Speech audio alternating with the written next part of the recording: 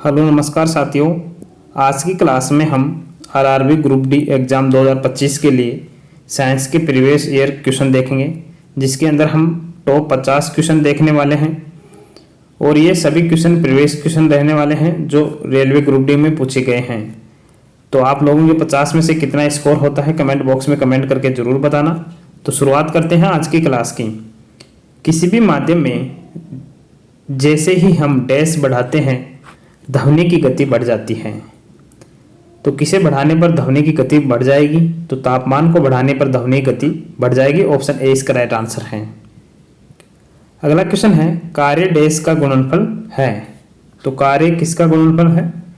बल और वस्तु का बल की दिशा में विस्थापन का गुणनफल होता है कार्य। ऑप्शन बी इसका राइट आंसर है।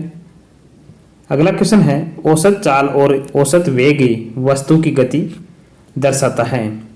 तो इसका आंसर रहेगा दिए गए अंतराल के दौरान। ऑप्शन सी इसका राइट आंसर है। अगला क्वेश्चन है, पृथ्वी की सतह पर जहां वायु का घर्षण नगण्य है वस्तु डैश से गिरती है। तो इसका आंसर रहेगा एक समान त्वरण से गिरती है। ऑप्शन सी इसका राइट आंसर है। अगला क्वेश्चन है, डैश न होने पर किया गया कार्य शून्य होता है। अगर विस्थापन नहीं होगा तो किया गया कार्य शून्य होगा। ऑप्शन बी इसका राइट आंसर है। अगला क्वेश्चन है, डैश वह भौतिक राशि है जो कभी ऋणात्मक नहीं हो सकती। तो कौन सी राशि है जो कभी ऋणात्मक नहीं हो सकती? दूरी। ऑप्शन डी इसका राइट आंसर है।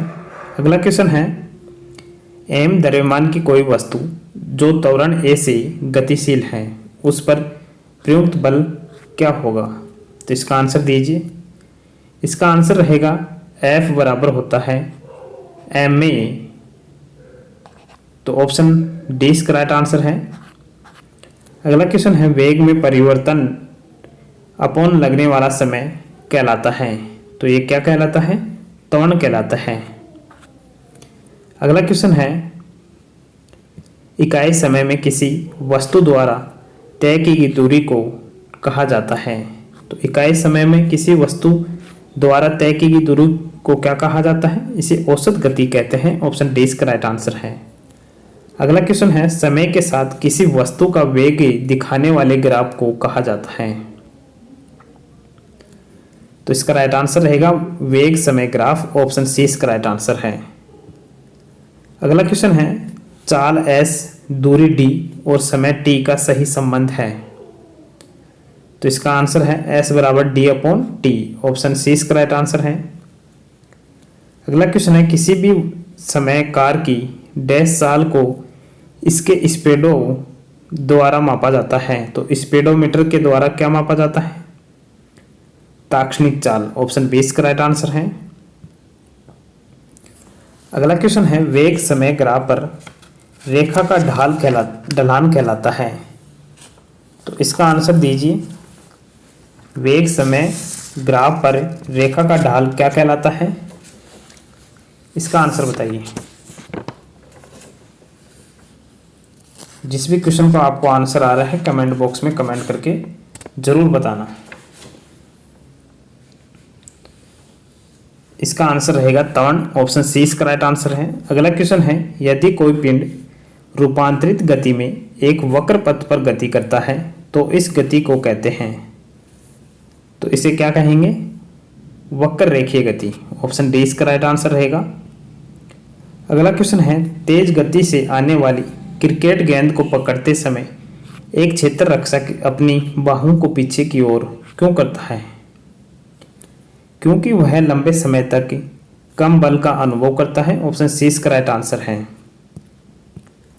अगला क्वेश्चन है, मोटर साइकिल दुर्घटना के दौरान हेलमेट डैश को कम करने में सहायक होता है। तो हेलमेट आवेग को कम करने में सहायक होता है। ऑप्शन ए इसका राइट आंसर है। अगला क्वेश्चन है, निम्नलिखित को पूरा करें। बल बराबर क्या होता है? बल बराबर होता है द्रव्यमान इंटू त्वरण। ऑप्शन ए इसका राइट आंसर है। अगला क्वेश्चन है, किसी भीड़ भरी गली पर किसी कार की गति डैश को एक उदाहरण है। तो ये किसका उदाहरण है? असमान गति का। ऑप्शन सी इसका राइट आंसर है। अगला क्वेश्चन है निम्नलिखित में से कौन सा कथन गलत है। इनमें से कथन कौन सा गलत है। गति की दिशा होती है, कथन सही है। वस्तु की चाल होती है, स्पीड होती है, यह भी सही है। वस्तु की आकृति नियत होती है, यह भी सही है। चाल, स्पीड और गति दोनों की दिशा होती है, यह कथन गलत है। ऑप्शन डी इसका राइट आंसर है। अगला क्वेश्चन है निम्नलिखित में से कौन सा कथन विस्थापन के बारे में सही नहीं है। यह नकारात्मक हो सकता है, सही है। यह शून्य हो सकता है, यह भी कथन सत्य है। यह सकारात्मक हो सकता है, यह कथन भी सत्य है। यह शून्य नहीं हो सकता, शून्य हो सकता है विस्थापन, दूरी शून्य नहीं होती। ऑप्शन 20 का राइट आंसर है। अगला क्वेश्चन है जब बल विस्थापन डैश होता है तो बल द्वारा किए गए कार्य को ऋणात्मक माना जाता है। इसका आंसर रहेगा बल की विपरीत दिशा में होता है। ऑप्शन ए इसका राइट आंसर है। जब बल विस्थापन बल की विपरीत दिशा में होता है तो बल द्वारा किए गए कार्य को ऋणात्मक माना जाता है। ऑप्शन ए इसका राइट आंसर है। अगला क्वेश्चन है मनता का अर्थ है। मनता का अर्थ डैश त्वरण है, तो इसका आंसर है मनता का अर्थ है ऋणात्मक त्वरण। ऑप्शन ए इसका राइट आंसर रहेगा। अगला क्वेश्चन है गति का दूसरा समीकरण स्थिति और डैश के बीच संबंध दर्शाता है, तो यह किसके बीच में संबंध दर्शाता है, इसका आंसर बताइए। तो इसका आंसर रहेगा गति का दूसरा समीकरण स्थिति और समय के बीच से संबंध दर्शाता है। ऑप्शन डी इसका राइट आंसर है।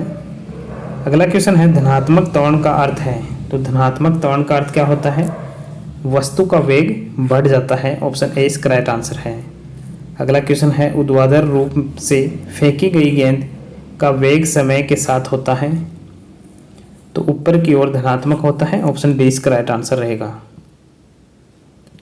अगला क्वेश्चन है एक वस्तु पर कार्यरत एक डैश बल इसे गति प्रदान करता है, तो एक वस्तु पर कार्यरत एक असंतुलित बल इसे गति प्रदान करता है। ऑप्शन ए इसका राइट आंसर है।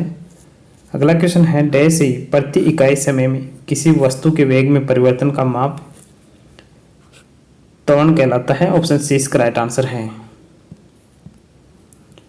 नेक्स्ट क्वेश्चन है यदि किसी वस्तु की गति का मान t समय में u से शुरू होकर अंत में v में बदलता है तो त्वरण a क्या होगा, तो त्वरण a होगा v minus you upon t. Option A इसका राइट आंसर है। अगला क्वेश्चन है बल अपॉन त्वरण कहलाता है, तो ये द्रव्यमान कहलाता है। ऑप्शन सी इसका राइट आंसर है। अगला क्वेश्चन है डैश में वर्दी के साथ एक ठोस द्वारा डाले गए दबाव में कमी आती है, तो क्षेत्रफल में वर्दी के साथ एक ठोस द्वारा डाले गए दबाव में कमी आती है। ऑप्शन बी इसका राइट आंसर है। अगला क्वेश्चन है मनता का अर्थ है कि कोई वस्तु डैश से चल रही है, तो घटती हुई चाल से चल रही है। ऑप्शन बी इसका राइट आंसर रहेगा। अगला क्वेश्चन है एक कण स्थिर परिणाम की शक्ति द्वारा क्रियान्वित होता है जो हमेशा कण के वेग के लंबवत होता है। कण की गति एक समतल सतह में होती है, इस प्रकार की इसकी गतिज ऊर्जा स्थिर होती है। ऑप्शन सी इसका राइट आंसर है। अगला क्वेश्चन है किसी वस्तु का वेग व्यतीत हुए समय के समानुपाती होता है, तो वस्तु का डैश होगा, तो इसका आंसर बताइए। एक समान त्वरण होगा। ऑप्शन बी इसका राइट आंसर है। अगला क्वेश्चन है किसी रॉकेट का उड़ान भरना डैश द्वारा समझाया जा सकता है, तो किसके द्वारा यह समझाया जा सकता है, इसका आंसर बताइए। तो ये संवेग संरक्षण के नियम के द्वारा समझाया जा सकता है। ऑप्शन बी इसका राइट आंसर है। अगला क्वेश्चन है किस कोण से फेंके जाने पर कोई वस्तु सर्वाधिक दूरी तक प्रक्षेपित होती है, तो 45 डिग्री के कोण। ऑप्शन डी इसका राइट आंसर है। अगला क्वेश्चन है पारंपरिक रॉकेटों में ईंधन दहन के फलस्वरूप उत्सर्जित गैस की उत्सर्जन दर होती है, तो 4000 मीटर प्रति सेकंड। ऑप्शन डी इसका राइट आंसर है। अगला क्वेश्चन है किसी प्रक्षेप्य का प्रक्षेपवक्र या पथ होता है, तो किस प्रकार का होता है? परवल्य। ऑप्शन 20 का राइट आंसर है। अगला क्वेश्चन है, पृथ्वी पर किसी वस्तु का भार चंद्रमा पर इसके भार का कितना गुना होता है? तो ये 6 गुना होता है। ऑप्शन 20 का राइट आंसर रहेगा। अगला क्वेश्चन है, लिफ्ट में व्यक्ति का भार तब अधिक हो जाता है जब लिफ्ट ऊपर की ओर त्वरण से गमन करे। ऑप्शन 20 का राइट आंसर है। अगला क्वेश्चन है, निम्न में से कौन सा सही है? सही बताना है। तो एक लिफ्ट में वस्तु का वजन नीचे की ओर घट रहा है जबकि इसका द्रव्यमान समान रहता है। ऑप्शन 20 का राइट आंसर रहेगा। अगला क्वेश्चन है, एक पत्थर किसी स्प्रिंग तुल्ला पर बंधा हुआ है। निम्नलिखित स्थितियों में से कौन सी स्प्रिंग तुल्ला की रीडिंग में सबसे कम भार दिखाएगी? जब वह पत्थर किसी बीकर में लिए पानी में पूरी तरह से निमज्जित हो। ऑप्शन 20 का राइट आंसर है। नेक्स्ट क्वेश्चन है, जब किसी पिंड को विषुवत रेखा से उत्तर और दक्षिण ध्रुव पर ले जाया जाता है तो उसका भार क्या होगा? बढ़ जाता है। ऑप्शन ए इसका राइट आंसर है। तो आज की क्लास यहीं समाप्त करते हैं। तो क्लास कैसे लगी कमेंट बॉक्स में कमेंट करके ज़रूर बताना। जल्द ही नई क्लास मिलेंगे, तब तक जय हिंद, जय भारत, धन्यवाद।